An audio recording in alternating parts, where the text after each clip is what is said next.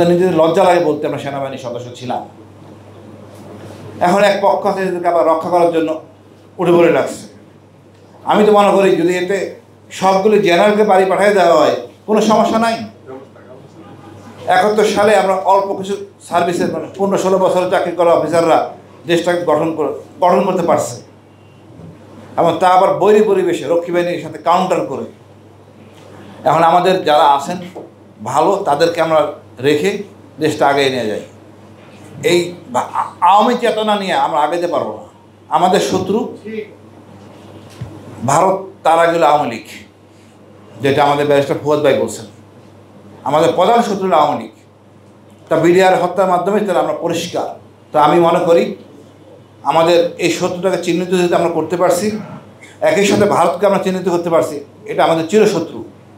এটা যদি ধারণ করতে পারি, এটাই আমাদের সামনে এগিয়ে যাওয়ার জন্য যথেষ্ট। ধন্যবাদ স্যার।